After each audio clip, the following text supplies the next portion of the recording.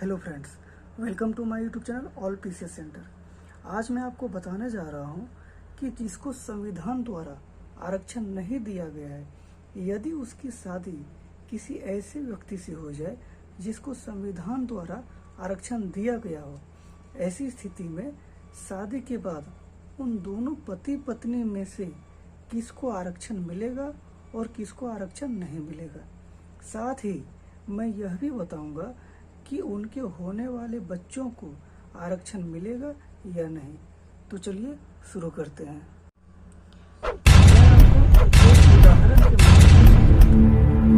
इस उदाहरण में मैंने दो सिचुएशन लिए हैं।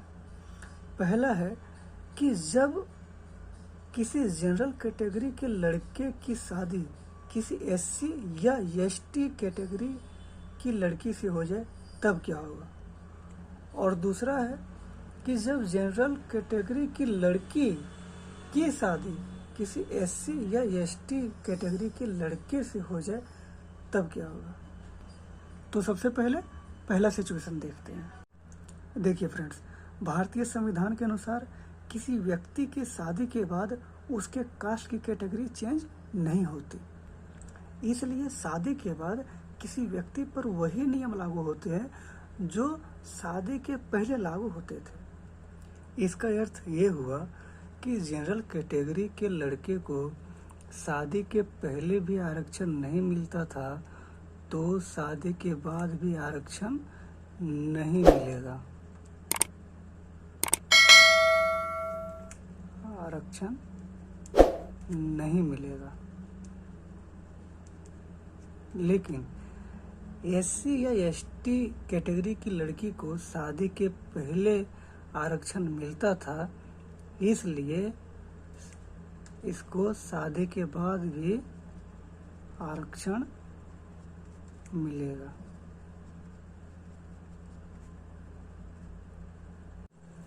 अतः इस सिचुएशन में पति को आरक्षण नहीं मिलेगा, जबकि पत्नी को आरक्षण मिलेगा। अब देखते हैं कि इनके बच्चों को आरक्षण मिलेगा या नहीं। तो इस संबंध में यह प्रावधान किया गया है, भारतीय संविधान में प्रावधान किया गया है कि बच्चे पर वही नियम लागू होंगे जो पिता पर लागू होते हैं।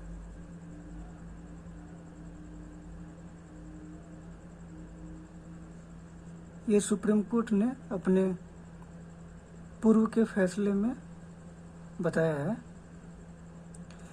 बच्चों पर वही नियम लागू होंगे जो पिता पर लागू होते हैं, और इस सिचुएशन में पिता पर क्या लागू हो रहा है, आरक्षण नहीं मिलेगा।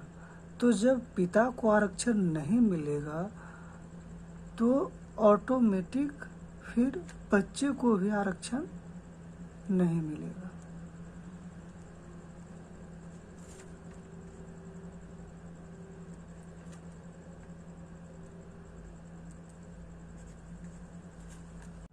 आइए देखते हैं दूसरे सिचुएशन में। जब एक जनरल कैटेगरी की लड़की की शादी किसी एससी या एसटी वर्ग के लड़के के साथ होगी तब क्या होगा।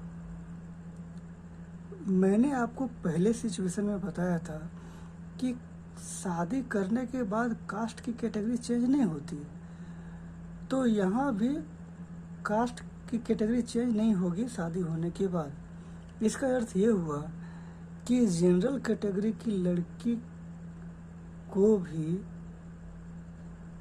शादी के बाद आरक्षण नहीं मिलेगा।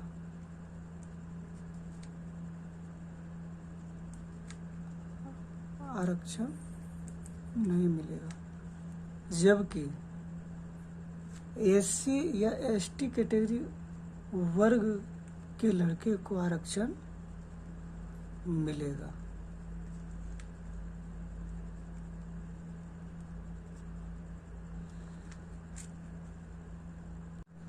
अब सवाल ये उठता है कि इनके होने वाले बच्चों को आरक्षण मिलेगा या नहीं।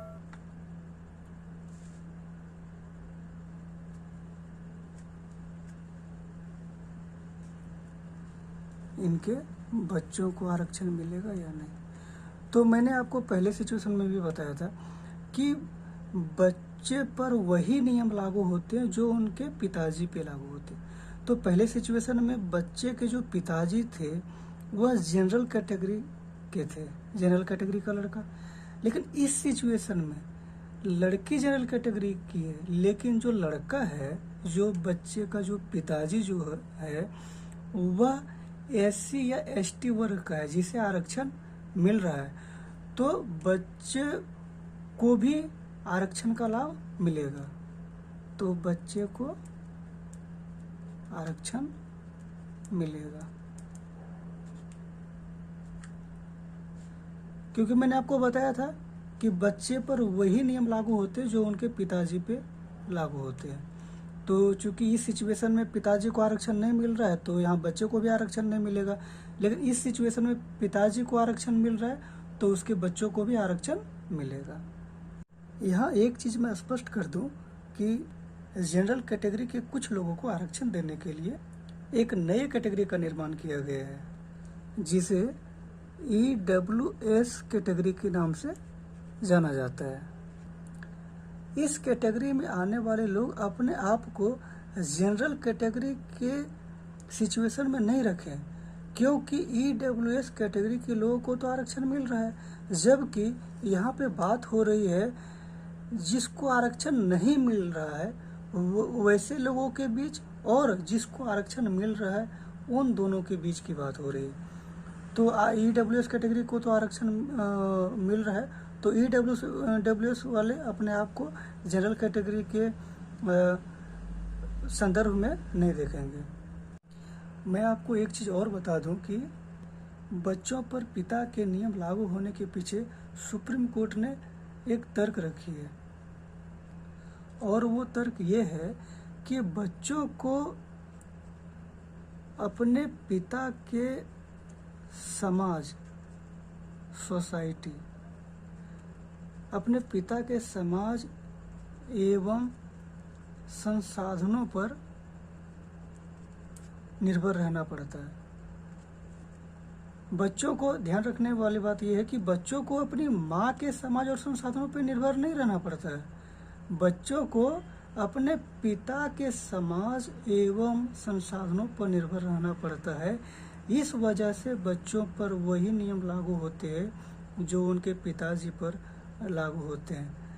इसका अर्थ है कि अगर पिताजी को पहले सिचुएशन में पिताजी को आरक्षण नहीं मिल रहा है, तो यहाँ पे उसके बच्चों को भी आरक्षण नहीं मिलेगा। लेकिन यहाँ पर पिताजी को आरक्षण मिल रहा है, तो उसके बच्चों को भी आरक्षण मिलेगा। फ्रेंड्स, अब तक आप यह समझ ही गए होंगे कि बच्चे पर आरक्षण के संबंध में वही नियम लागू होता है जो कि उसके पिता पर लागू होता है। अर्थात अगर पिताजी को आरक्षण मिलता है तो ही बच्चे को आरक्षण मिलता है, और अगर पिताजी को आरक्षण नहीं मिलता है तो बच्चे को आरक्षण नहीं मिलता है। लेकिन एक स्पेशल केस भी हो सकता है जिसे सुप्रीम कोर्ट ने 2012 में बताया था, और वो क्या है मैं आपको बताता हूँ। 2012 में सुप्रीम कोर्ट ने रमेश भाई दभाई नायक बनाम गुजरात राज्य मामले में निर्णय देते हुए कहा कि यह मानकर चला जाएगा कि बच्चों को अपने पिता की सामाजिक आर्थिक सुविधा प्राप्त हुई है, लेकिन अगर कोई व्यक्ति साबित कर दे कि बच्चों के पालन पोषण में पिता की नहीं बल्कि माता की प्रभावी भूमिका रही है, तो उसे विशिष्ट मामला मतलब स्पेशल केस मान करके विशिष्ट मामला मानते हुए माँ की जाति या वर्ग, तो उसके माँ की कैटेगरी के हिसाब से माँ की जाति या वर्ग के अनुसार बच्चे को आरक्षण देने या ना देने का निर्णय लिया जाएगा। तो फ्रेंड्स, माँ की जाति या कैटेगरी के आधार पर बच्चे को आरक्षण स्पेशल केस में ही दिया जाता है, अन्यथा जैसा कि मैंने पहले बताया था, उसी नियम के अनुसार बच्चे को आरक्षण मिलता है। मुझे उम्मीद है कि अब आप इसे समझ गए होंगे। आपको ये वीडियो कैसी लगी हमें कमेंट सेक्शन में बताएं और इसे अपने दोस्तों के बीच